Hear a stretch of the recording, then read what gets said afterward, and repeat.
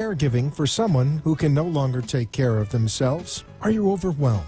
This is Caregiver Solutions Info with Marcia Teele. Marcia will be hosting an hour of true stories and information, tips and updates of the latest research and necessary information in the caregiving field, focusing on you, the family caregiver. An Alzheimer's disease and dementia care expert, Marcia has 15 years of hands-on experience at Arden Courts, a leader in assisted living dementia communities here in the U.S. Marcia covers everything you need to know as a family caregiver, especially if you care for a loved one with Alzheimer's disease or other related dementia or chronic illness. If you have a friend or relative that is also a family caregiver, call them now. They won't want to miss a minute. And let them know they can watch on caregiversolutions.info.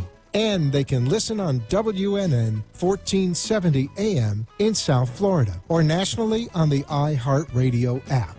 Now, sit back, relax, and learn from our host, Marcia Teele, as she brings information to you that may just be the caregiving solution you need.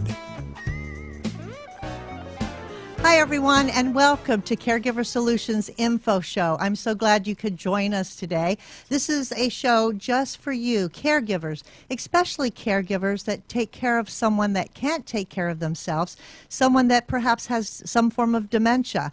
It's very, very difficult being a caregiver, and if you are a caregiver, you know that better than anyone. So the more information caregivers have, the more help and support they can get, the easier they're going to have with going down that caregiver road. After all, no one really teaches you how to be a caregiver. Most of the time, you're just thrown into the role and you learn by trial and error.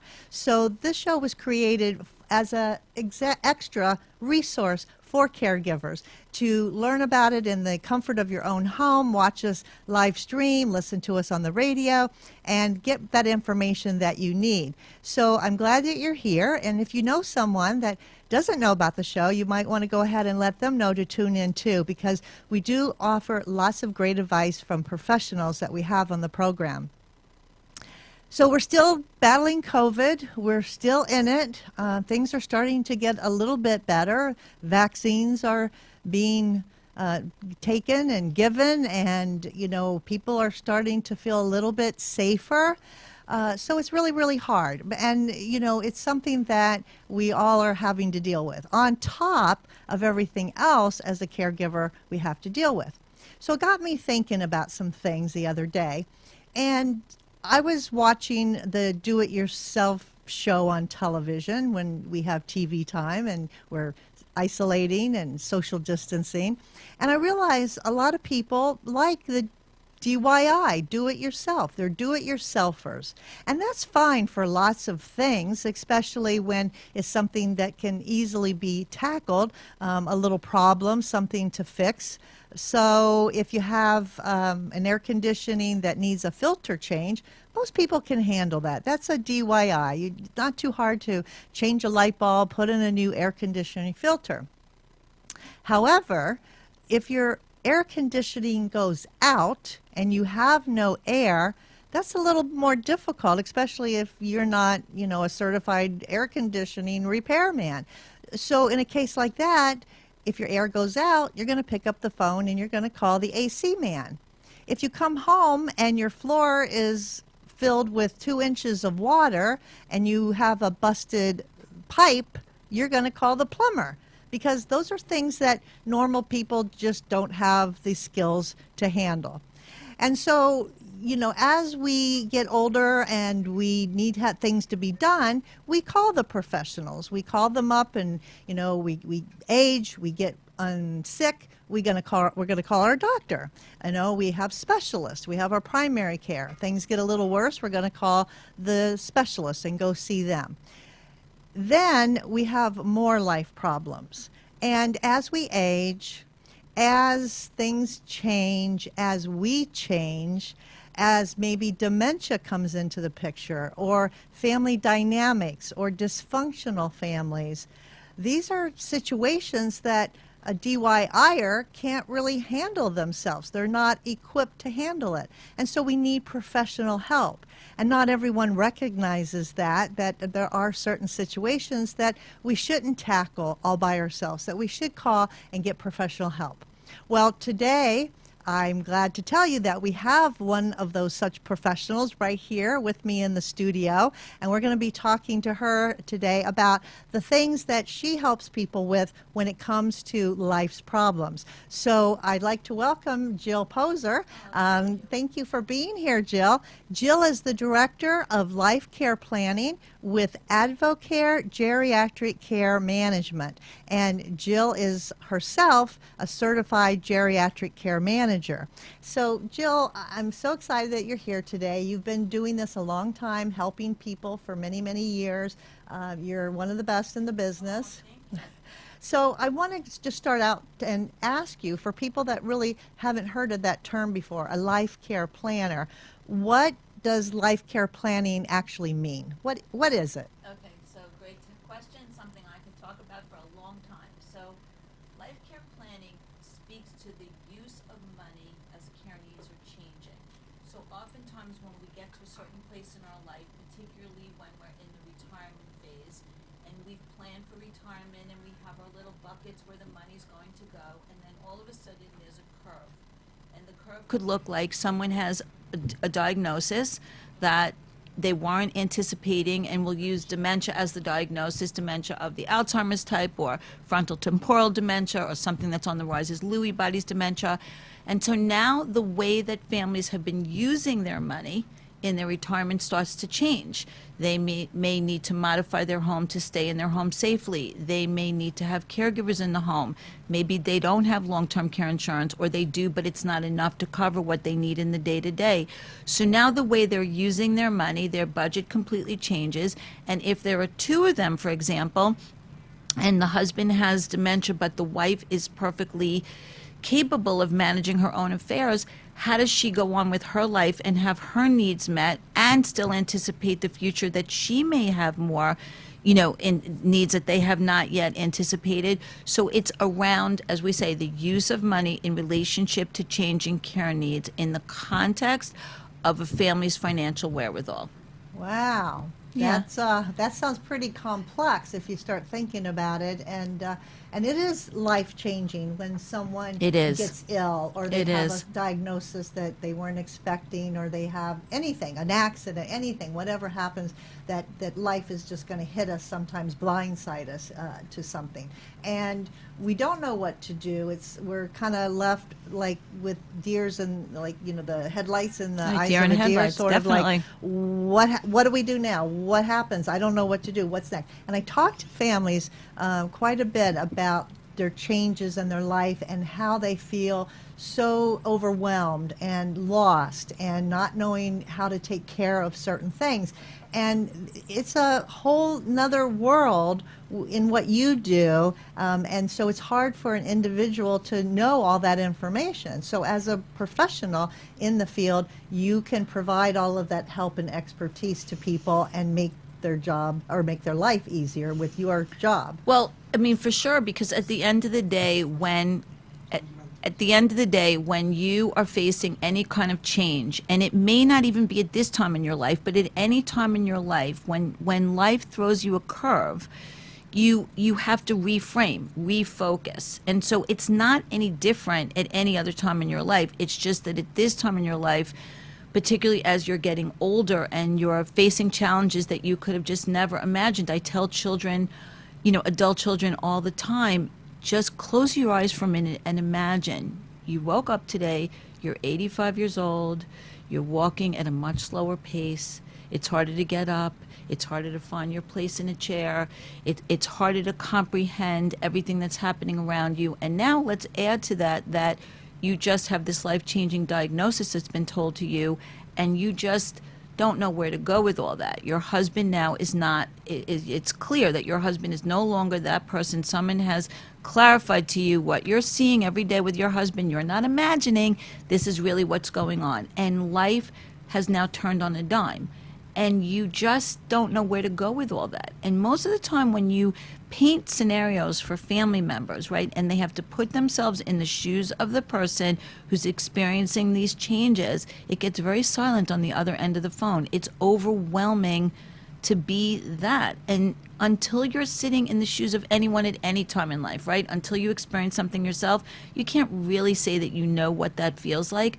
But none of us who have not yet turned 85 or 80 or 90 or whatever that looks like, experiencing these changes, have any idea of anything that, what that feels like. So I'd like to think as a trained professional, I have some window into that.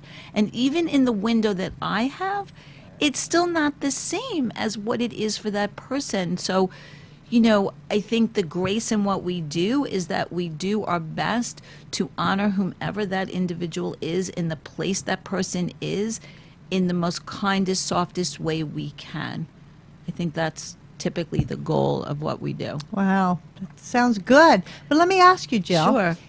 If someone's going through life and they're planning for their future and they've done all the right things, they have all their legal documents in place. They've gone to an elder law attorney and they have their power of attorney. They have their healthcare surrogate. They have their living will. They've got their regular will, right? Maybe they have a financial planner guy that works at their brokerage firm who helps them with investments. And then, they have their medical team, the doctors that they go to, and they think they have it all covered.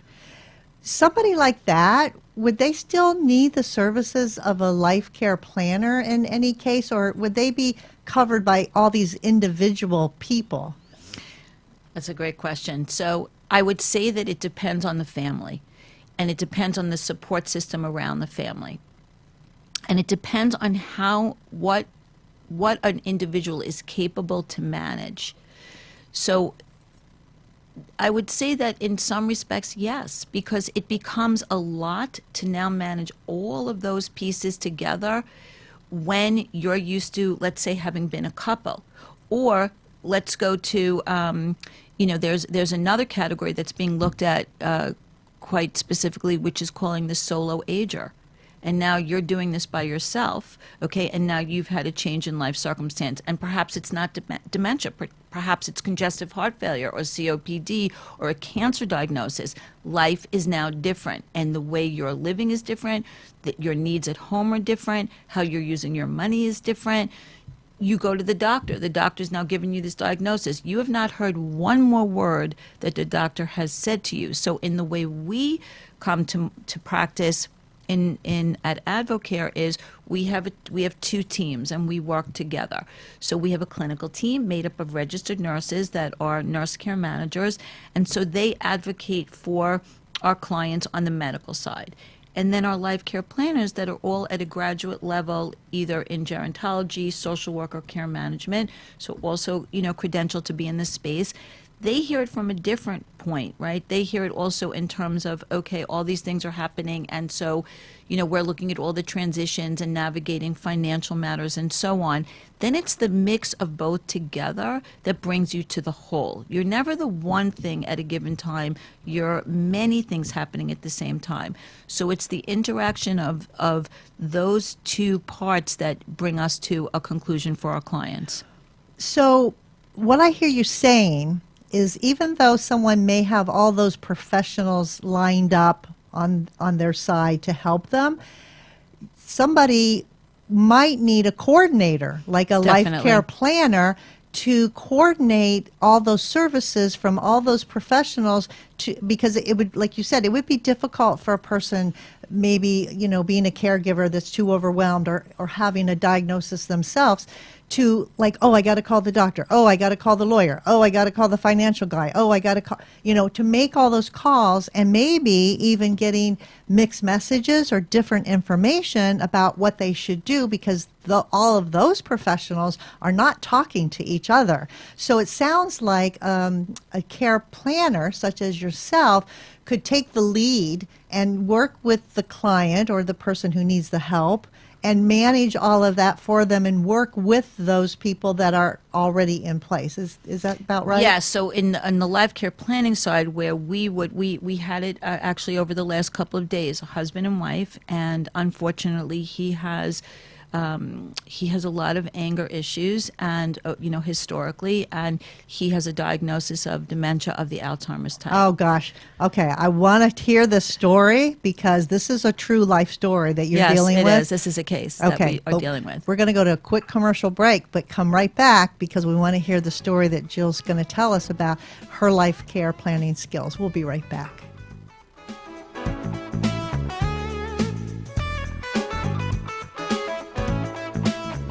Somewhere at the corner of bewildered and confused is a lost mother, a father, a sibling, a grandparent.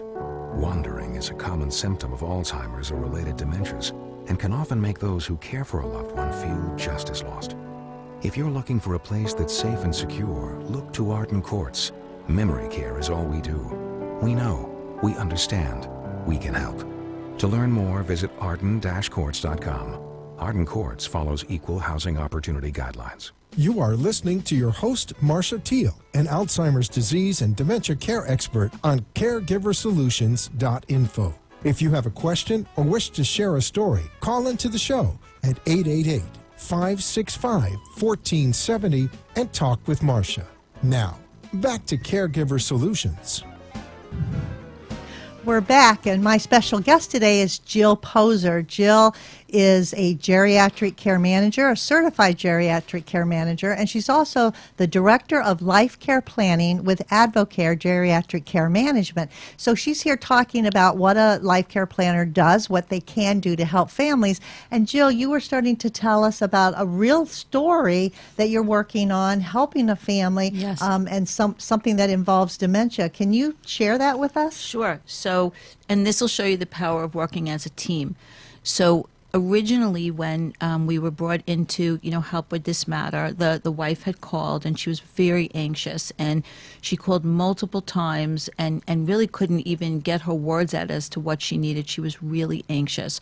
Her husband has significant anger issues and has been diagnosed with dementia of the Alzheimer's type, so it's made the anger issues that much harder for her, and they've chosen to stay married over many years. They're married actually 63 years. Wow.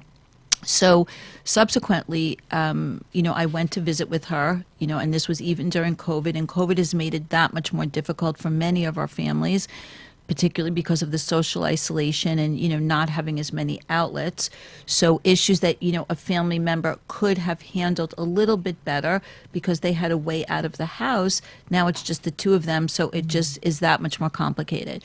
So we, went through the issues that she's facing with him, and I thought that the best thing to do, because he's also diabetic, Oh, boy. and so he's a non-compliant diabetic, I thought that the best way for us to help this family would really to bring in initially a nurse care manager to help him get more stable medically. So the nurse care manager did a medical assessment, put together a medical team, participated in all the medical appointments at the doctor, did, med checks every week, and so things were going a lot better with this family until There's always waiting for the there next shoe to is, drop, and right?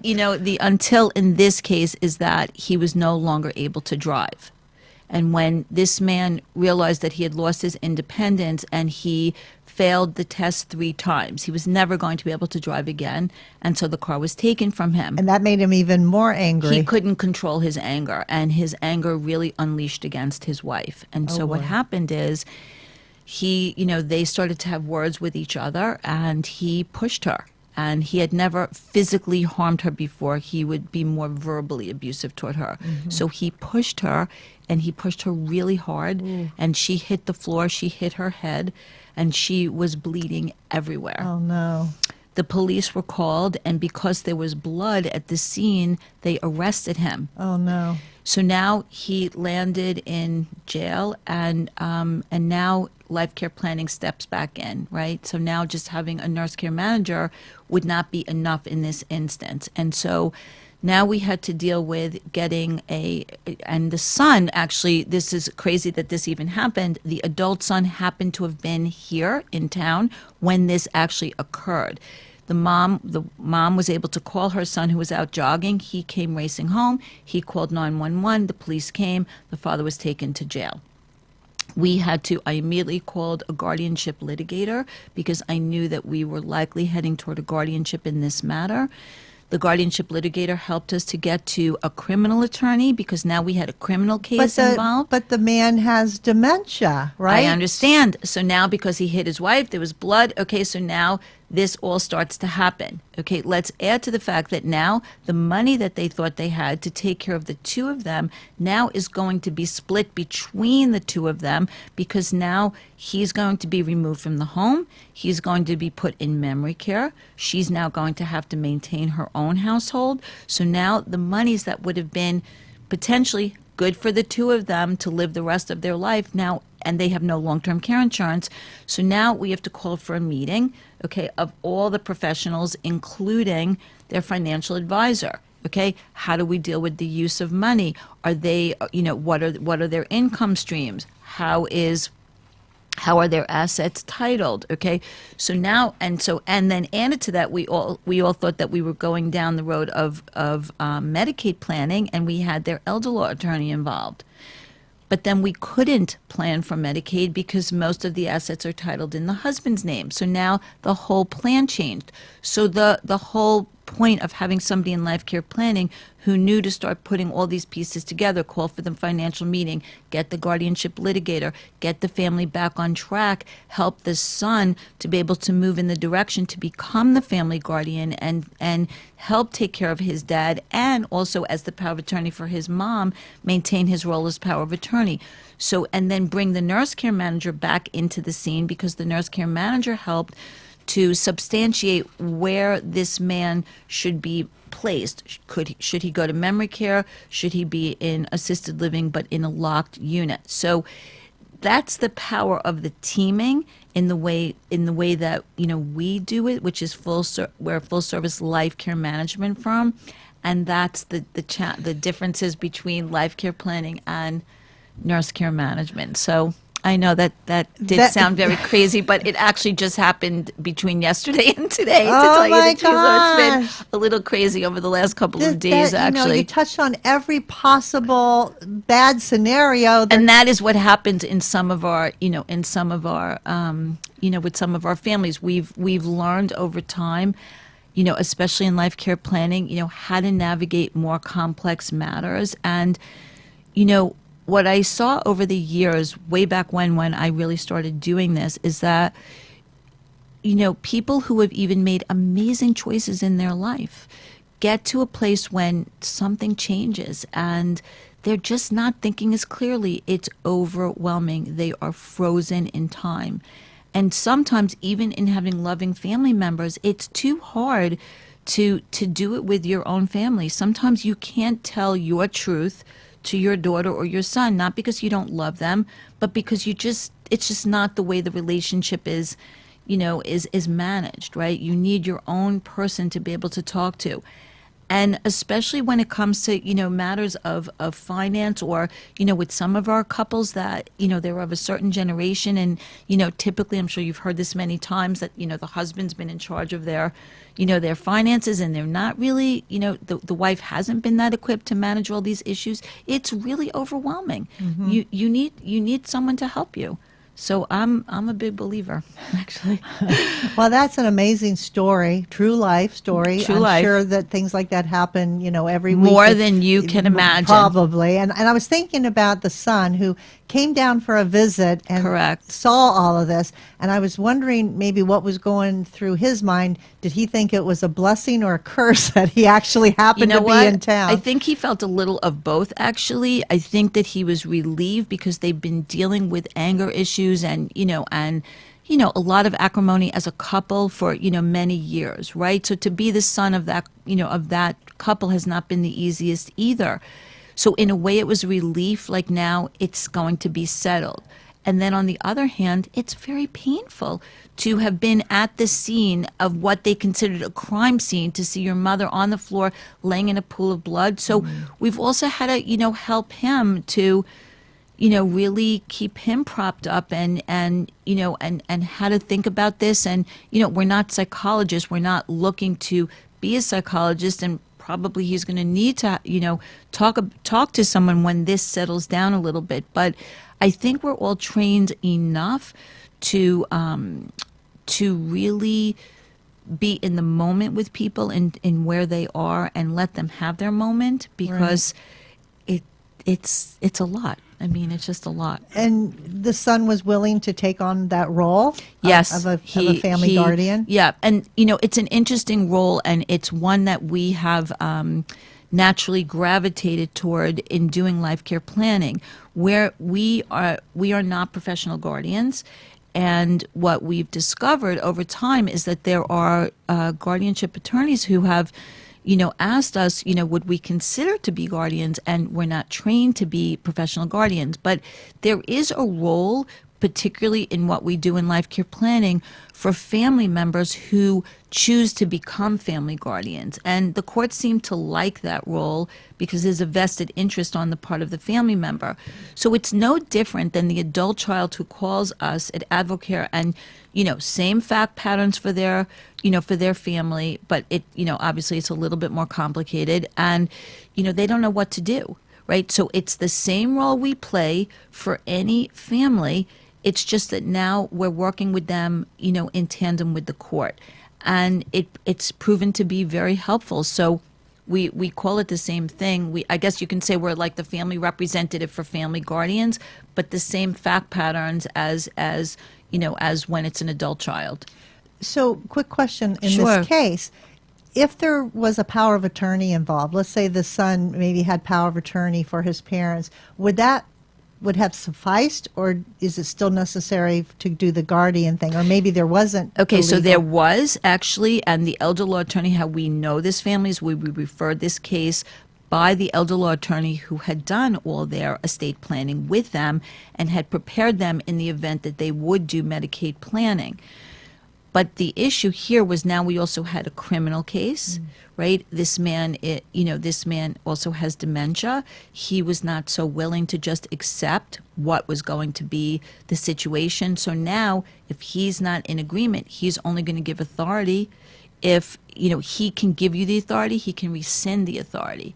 So in this particular instance, it needed to go it to was guardianship. necessary. Yes. It's because of course, the man, the husband. Right, couldn't- and the criminal, and now this criminal element, which unfortunately I hate to say it, but it is what happened. Wow. Yes, it was. Unbelievable. This was a big and wow, this just happened actually. yesterday, and you're This just blew up yesterday. and you sort of. survived. Yeah. You're here to Yes, tell yes. to live and tell the story. Yes, actually. Amazing. Well, Yeah. we're going to take a quick break, and we'll be back with more interesting stories from our guest Jill Poser. She is a wonderful geriatric care manager and a life care planner. So we'll be right back. Stay tuned.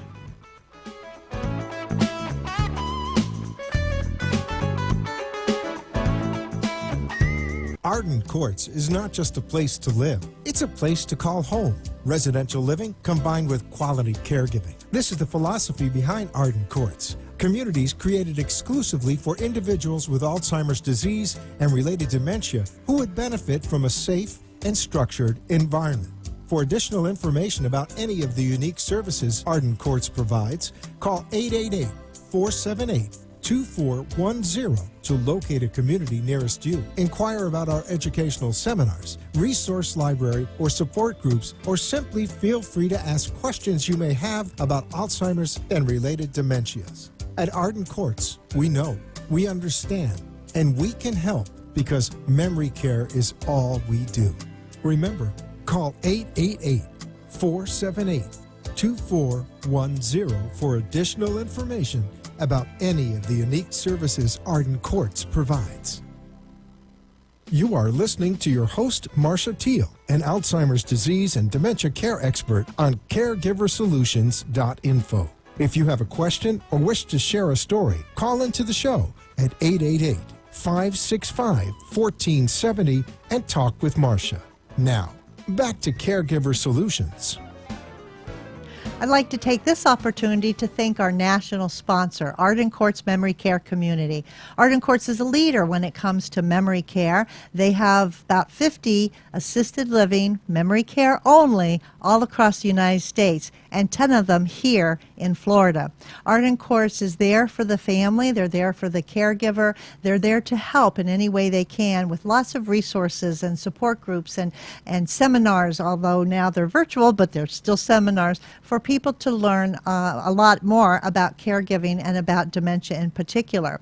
And so because you are listening and because you've joined our show, they're giving away this free book. It's called The 36-Hour Day. It's a wonderful resource for caregivers. It explains differences between the different types of dementia. It has tips and information to help you navigate along your caregiving journey. The book is absolutely free just because you're here, and you can just get it anytime you want by sending an email to delray@arden-courts.com. When you send that email, give them your name, your address, and your telephone number, and tell them that you heard about the free offer on the Caregiver Solution Info Show, and they'll be happy to send the book right to your door. Again, that email address is delray@arden-courts.com.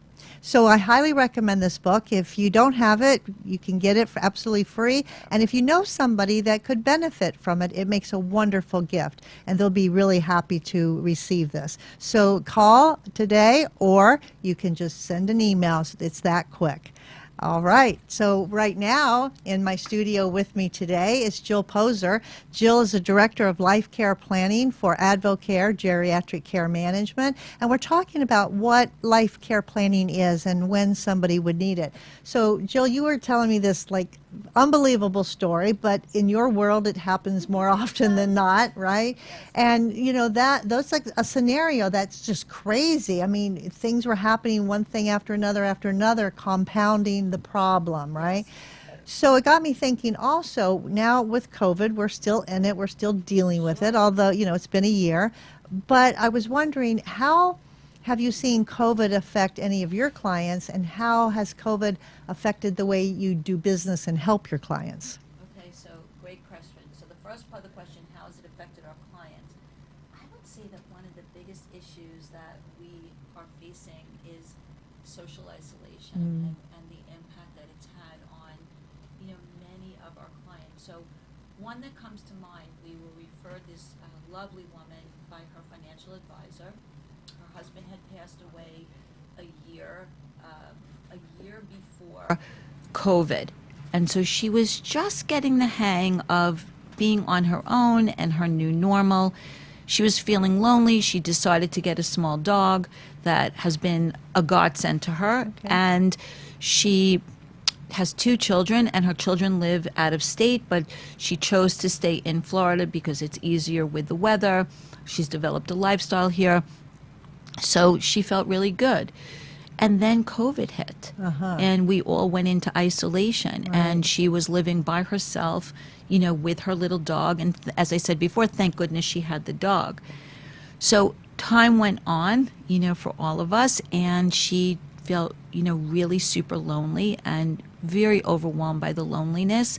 And so her advisor started talking to her about, you know, she had in her mind a date as to when she thought that she would consider moving to a community outside of her home. And then COVID kept going, right? Because we kept inching it back. We said first it would be a couple of months, then we thought this summer. It just kept moving on, right? And so by the third quarter of 2020, it was becoming daunting for her.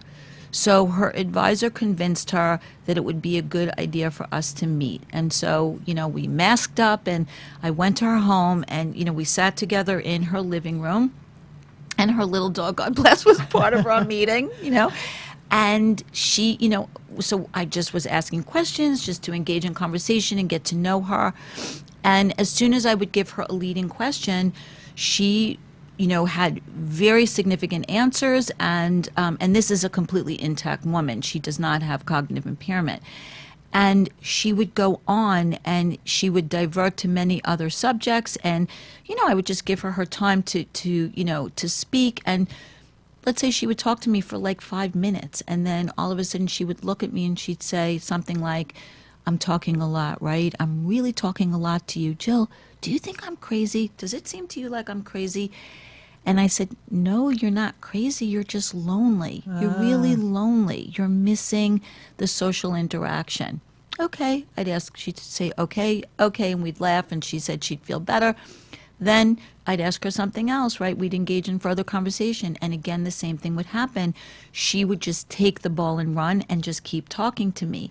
And then all of a sudden stop and then say, I'm doing it again, right? Do you think I'm crazy, Jill? Do you think I'm crazy? And I would say, again, you're not And she crazy. was serious. Yes, I said, you're not crazy. You're just lonely. This is a lot. You're here by yourself. Her dog literally sat in her lap. Her dog was just part of her energy and her persona. And she even said to me, without her dog, she doesn't know what she would have done. So for some, especially those that are doing this by themselves, during COVID, how hard, right? So lonely and Yes. so painful. Yes. And so now she's, as we're sort of coming to the other side of this, right? And, people are, I feel like we're all coming out of tunnels, like we're Or starting cracking out of an right? egg, Like we're just, sort of a little bit getting back into life. And she is more prepared to move. And so in the context of, life care planning, we're working actively with her advisor to make certain that we stay within certain parameters, of what she can afford on a monthly basis, a buy-in versus a rental property that, will meet her current and anticipated, future needs and actually some needs that we don't even really know yet if they will or won't happen. And so that she has a plan that, keeps her fluid and that we're moving her one time. We're not moving her more than one time. But I would say the biggest issue that I've seen, I should say, has been social isolation. And then I guess the other thing that has been significant over COVID, and I would say also by the third quarter, has been financial exploitation and elder abuse. And so there's a lot of, I just actually sat for a seminar a week ago about this topic and how that we're likely going to start to see more of that. The lion's share of the monies in this country are really in the 65 plus community.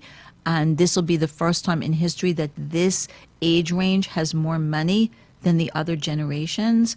And so especially in, with the onset of COVID and so many people's lives changing, and for so many their financial wherewithal has changed and diminished, we're seeing, a lot more of exploitation, and that has been much more as, in terms of some of the families that we've been helping.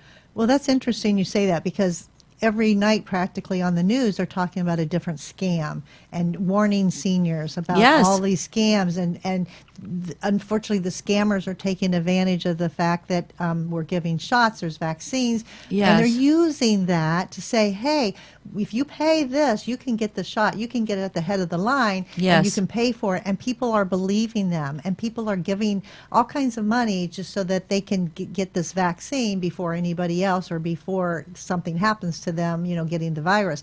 So there is a lot out there, and I don't think that people realize how vulnerable people are, but especially when they've been isolated, when they don't have somebody to say, hey, you know what, that's a scam, you shouldn't pay attention to that, because you're by yourself. You don't have a companion or a partner or, living with extended family to share that with you. And so you think, oh, I can do this. But like in the case of the lady, right, that had the little dog, it was funny too, because when you said she bought a little dog during COVID, I can't tell you how many people I know that bought little dogs, or mostly little, I guess, so they can cuddle them and right, or they can pee on pee pads and they don't have to worry about walking them. So little is much easier. Yeah, much and so better. many people that I know personally have purchased dogs. It's during amazing COVID. companionship. It's a wonderful thing. So I guess that's good for the dogs because they found homes, during COVID. Definitely. But without that other companion of a human being there, it's hard. It's really hard. They really doubt themselves. The poor lady you were talking about, I think she doubted herself. Am I crazy?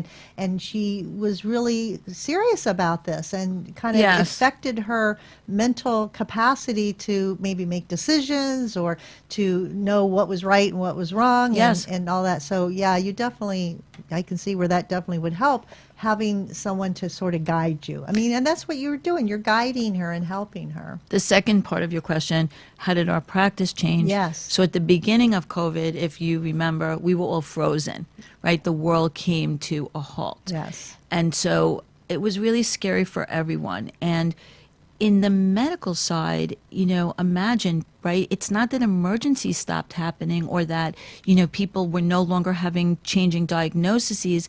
It was the way that you could help people that started to change. The thing that is remarkable, actually, is that, we were able to start embracing some telehealth practices and helping participate with our clients so that they could communicate with their doctors by telephone. We weren't allowed into the hospitals or into skilled nursing facilities, but we were able to communicate with the other healthcare providers by phone.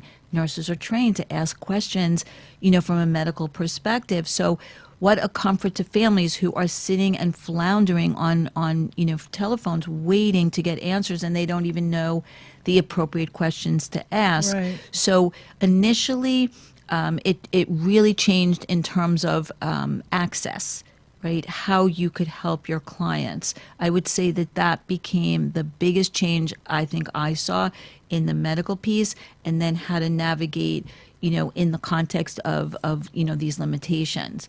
And it's getting easier. Definitely it's getting easier. And in some facilities we're able to, actually even go in. And then COVID cases would rise, then you can't go in again. So, having access by phone has been the saving grace, and then serving as a liaison back to the families and explaining to them what is actually happening. But that's been hard too for families when you can't see your loved one in a hospital or in skilled nursing. That's a god-awful experience for everyone. So, you just try your best to step in wherever you can. Yeah. And I think that as bad as COVID is, it has shed some light on some issues, and Definitely, and it has. because of that, things have gotten better as far as, like you say, communicating with your physician, being able to see them virtually or even Yes. on the phone, rather than having to go sit at a doctor's office in a waiting room for a couple hours, because you couldn't do that. No. And so it has changed the way we do things, but sometimes that's a good thing. And I have had many family members and friends that had parents that were in nursing homes or in assisted living where they couldn't visit, and then maybe they got the virus, maybe they couldn't visit, they obviously couldn't be there, but Facebook or FaceTime came to the rescue because they were able to see at least their loved one face to face where they couldn't be in person. For some, it was helpful. But they would yes. have to say goodbye that way. So, I mean, if we didn't have that, it could have been worse. But, technology has helped us. Yes, in those ways, I think technology has been a godsend. Yeah. Definitely. Yeah. So, we're learning, as we go along, and we'll be better prepared, Well, you can see that, what's happened over COVID, life care planning is now a full-blown conversation. Before life care planning, it's not that we weren't having the conversation, and it's not that we didn't have a practice. We had a booming practice, but now it's just a more forthcoming conversation. People are more willing to understand how they're using their money. So much changed over COVID. So many people saw that they want to age in place. How are they going to afford that? What does that look like? What are the technologies that they need to have in their home if they're going to potentially successfully age in place?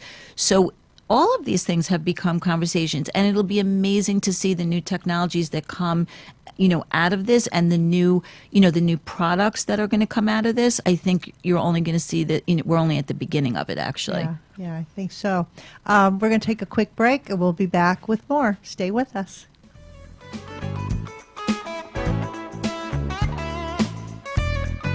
Feelings of depression, isolation, and frustration are common among persons living with Alzheimer's or related dementias. It's common among those who care for them, too. It takes a lot of patience and courage. It also takes knowing when you can no longer do it alone. At Arden Courts, memory care is all we do. Talk to us. We know. We understand. We can help. Don't let guilt keep you from making the right decision. Visit arden-courts.com. Arden Courts follows equal housing opportunity guidelines. You are listening to your host, Marcia Teele, an Alzheimer's disease and dementia care expert on caregiversolutions.info. If you have a question or wish to share a story, call into the show at 888-565-1470 and talk with Marcia. Now, back to Caregiver Solutions. We're back, and my guest today is Jill Poser. Jill is a certified geriatric care manager and the director of life care planning with ADVOCARE Geriatric Care Management.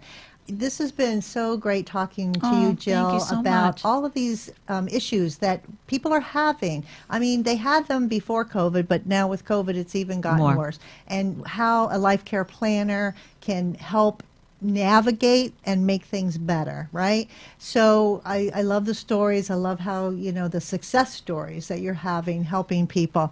So what are some of the signs, if someone's listening to this show today and they're thinking, gee, I wonder if my family might need a life care planner. I'm wondering if that's something that we could benefit from. What are some of the signs that a family might be going through or experiencing that they could say, gee, this is something that maybe I should look into?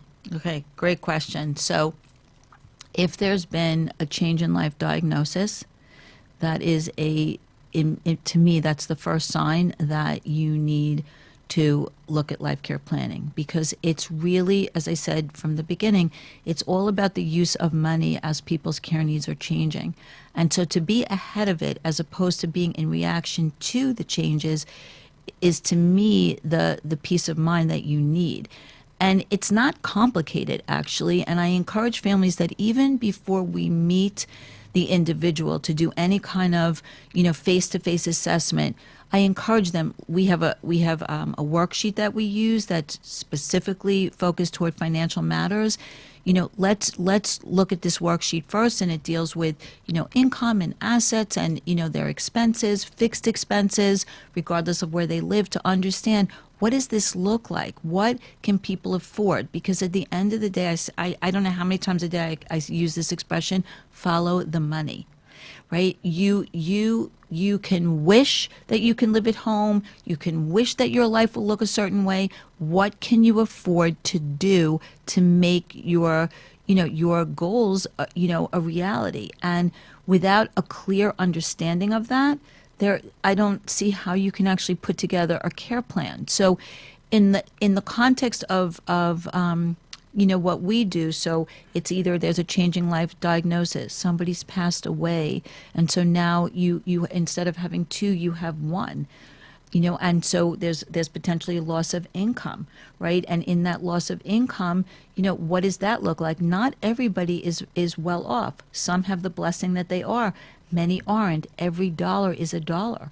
So it could be that. It could be that you're starting to see that somebody is, slipping, right? They're not paying their bills timely. That could be whether it's life care planning or a nurse care manager.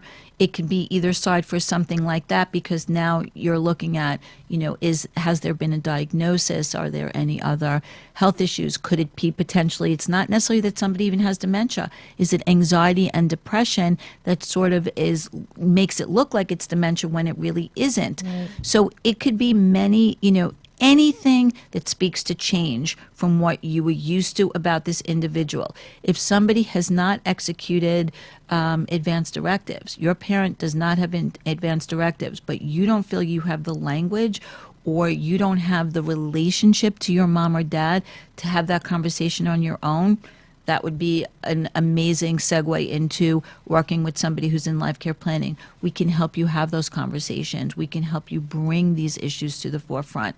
So it's I think those are good examples of. No, that's great. But while you're saying that, I'm thinking, yes, that's all great, the planning part. But a lot of things that happen, and when you get a hold of it or get it referred to you, it's already in crisis mode.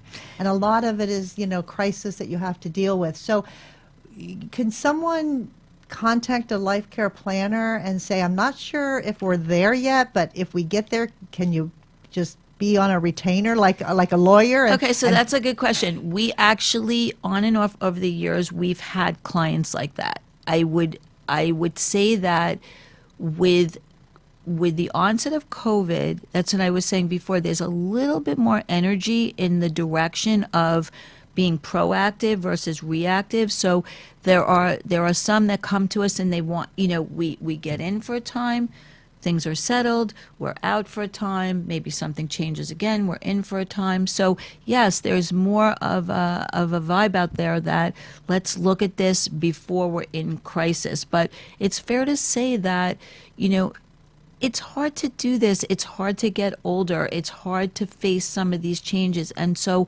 there are many who, are not yet at a place where, they're willing to look at it. So by the time we get in, I wouldn't say that everyone's in crisis, but everyone's in a like maybe in a certain level of drama, if you will. I would say that. Okay, so I totally agree with you. And as you're speaking to that, I'm thinking of a family that I recently met with. Okay. And I'm thinking, why didn't they do this earlier? Why didn't they plan earlier? And the scenario just got worse and worse. So it was a husband who had some memory loss, and elderly couple in their 80s, and he had some memory loss, and all of a sudden he got violent and they didn't know what was wrong with him. He got Baker acted. Well, it turned out he had a urinary tract infection, and that's very common. That makes him go off the wall. Yep, but deal the breaker. underlying is still. But the problem was he never had been diagnosed with anything, so they didn't even know what they were dealing with. Was it, like you said, was it a pseudo dementia? Was it something that could be fixed or taken care of? And that would be one thing, but the fact that he never had the workup or the neurology visit and find out what was going on, they didn't even know how to deal with it. And then on top of that, the family had 2 children, and they both live out of state. Sure. Right? So they don't really know what's going on. And the daughter up in Maryland is trying to quarterback, from Maryland to help her parents in Florida. And then on top of that, they still didn't have updated power of attorneys. So while the dad's in the hospital being treated for his UTI, they have to try to get a neurologist in there, figure out what to do. The wife wants to bring him home, but they shouldn't know if she can because he's violent. And then on top of all that, they have an elder law attorney appointment where dad has to be able to sign the updated documents with his memory loss, with his behavior.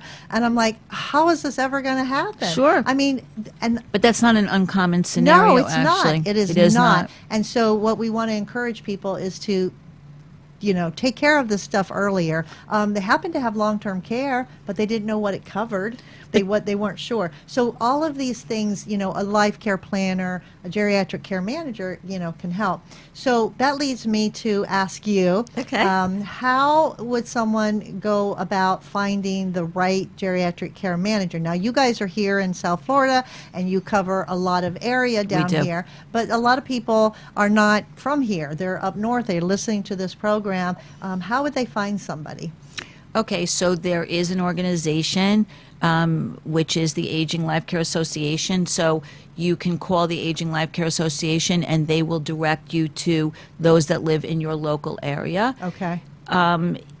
I'm willing to be a resource. I'm all about paying it forward. And so if somebody needs help and, they feel like I can help and potentially put them with somebody in another location, I'm happy to do it. It's my pleasure. Good. Then tell us, how does someone contact you okay. and or ADVOCARE or geriatric care manager? Okay, Let us so know how to get there. I'm happy for someone to contact me. Okay, my name, as you see, is Jill Poser. The telephone number for ADVOCARE is 561-266-3489. We have a website, www.caremanage.com. And, if somebody wants to call me directly, I'll give you my cell phone number, 954-604-1015. And don't call me at crazy hours of the night, but, calling me during the day my pleasure, and I will direct you as best I can in the right way. Well, thank you, Jill. Oh, my pleasure. You're pretty brave putting your cell phone out there. That just is a testament to your caring, compassionate Definitely. way. So I appreciate Thank you. And I appreciate you being here today and sharing. I know it feels nice to be part of the land of the living, actually. I'm so glad that you're here. Thank you you. so much. Thank and you. thank you for tuning in to Caregiver Solution Info Show every Tuesday, 6 to 7 p.m. It's on the iHeartRadio app under WNN. And I hope that you come back and share with your family and friends this wonderful resource that we have with wonderful professionals that thank we you have on the very show. much. So thank you. Take care. Stay safe. We'll see you next time.